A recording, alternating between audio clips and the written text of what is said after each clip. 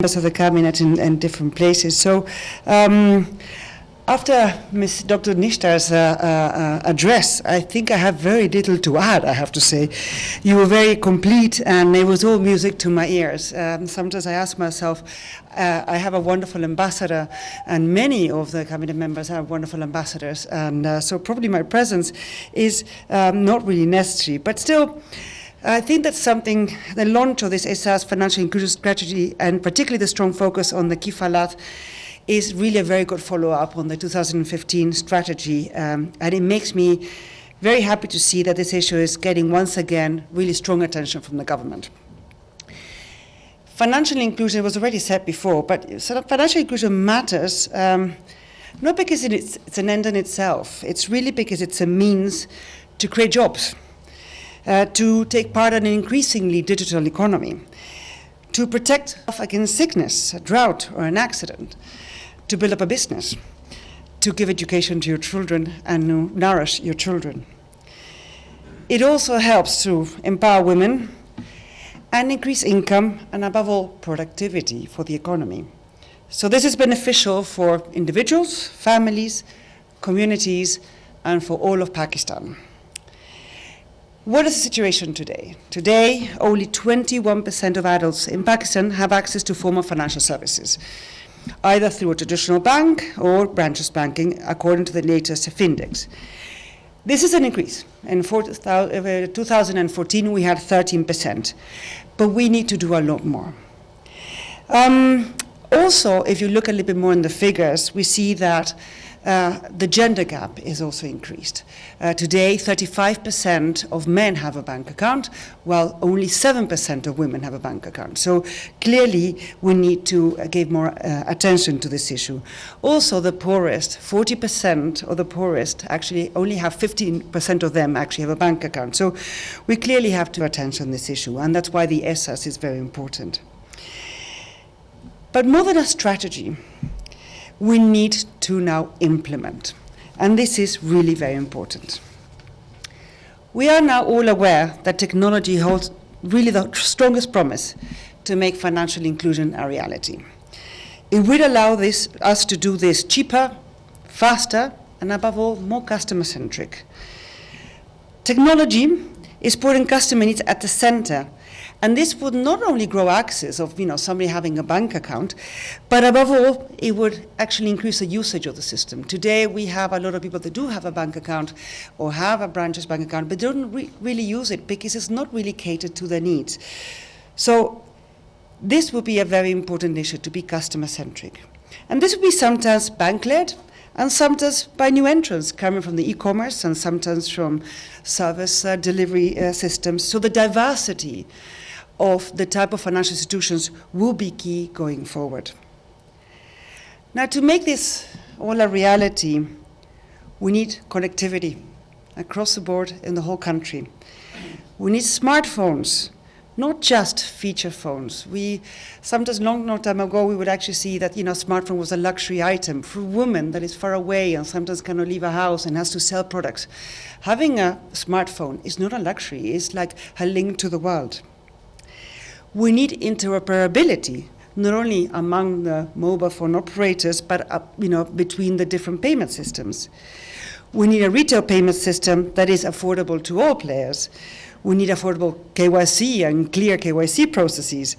And of course, we need good regulation for financial technology, so giving these new innovations the possibility to enter the market and actually give us fantastic products that we can actually build upon. And in the case of women, we need to work even further on the issues of connectivity, given that they have less connectivity. Today, 33% of women have a mobile phone compared to 73% of men. And 45% of women who do not own a mobile phone reported that they were not permitted to own one by family members. So, if we want to include women in the financial system, we really have to connect them. So for women, it's not only financial inclusion, it's also digital inclusion. Having said all of this, today we can celebrate. I am delighted to join the launch of the Ehsaas financial inclusion strategy. This strategy aims to ensure that the vital poverty alleviation support that the Benazir Income Support Program brings to over 6 million women also support their own financial inclusion. Starting in 2020, all the beneficiaries will receive a regular bank account on which they can transact. As a tagline for this approach, and you also mentioned, is one woman, one bank account. I think is formidable. It is also pleasing to see an overall financial inclusion strategy for Ehsaas. The goals that you just mentioned of prioritizing banking of informal workers, accelerating access to credit, and creating digital platforms to support access to nano loans are all extremely important. Let me congratulate Dr. Nishtar on all her efforts. And when she mentions 10 months of procurement, I really know how hard it is to get the details. I mean, sometimes we speak about these big programs, but getting the details is really extremely important to get them right. But I do hope that she's aware that this is just the beginning. We have many more women to go. So we need to get creative, and we need to listen to women's needs, and we have to work together. And lastly, I'd like to thank the Prime Minister, who is here today, for showing his support for financial inclusion as a key priority for driving Pakistan's economic and social development. I think your leadership, Mr. Prime Minister, will be key in coordinating, implementing all of these efforts, but also incentivizing and pushing your different departments and the private sector not to forget to actually make this a reality to all Pakistanis and all the enterprises that you have in your country. My partners, the World Bank, Gates Foundation, IMF, and many others are here ready, and the UN system, of course, prepared and ready to help you and support you in this very exciting road that we hope that will not take too long. I thank you very much, and I commend you for your efforts.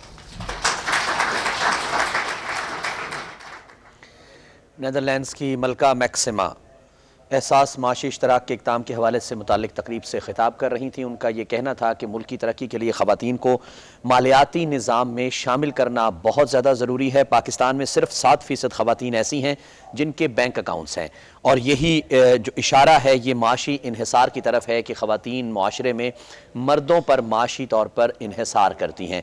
ख़वातीन को मालियाती तौर पर बाइख्तियार बनाना होगा ताकि मुआशरा बेहतर अंदाज में तरक्की कर सके। पाकिस्तान में सिर्फ 33% ख़वातीन के पास मोबाइल है।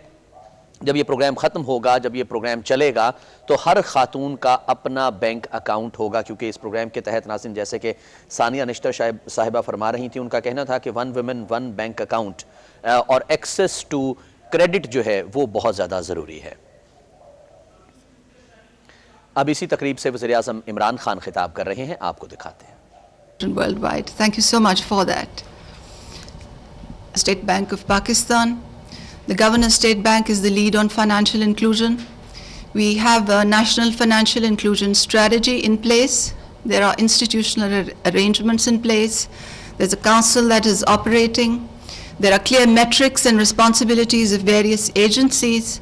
And of course, different agencies have been tasked on how to embed this into agenda. As far as poverty alleviation is concerned, we have made a decision in principle to use financial inclusion as one of the approaches to poverty alleviation under our new program Ehsaas. Ehsaas is the Urdu word for empathy, empathy for the disadvantaged. This is a word that was coined by the Prime Minister. He leads the program himself. Multi-component, multi-sectoral initiative, an initiative which regards the private sector as an equal partner. And this initiative has a number of different components. It is aimed at plugging in welfare into the work plan of all our ministries and departments and provincial governments. And its aim is to lift the disadvantaged people. It focuses on caring for those who've been left behind from the mainstream. And I have to tell you that this is not just an academic exercise. This happens in letter and spirit. We're just coming out of a 5-hour cabinet meeting, and each cabinet meeting, the Prime Minister commences each cabinet meeting by asking each one of us what we have done in public interest. and how we've embedded that in the scope of our ministries. So the government is genuinely, under the leadership of the Prime Minister, very serious about public interest initiatives and has structured into a multi-component program called Ehsaas, which we are aggressively rolling out and which we are monitoring very actively.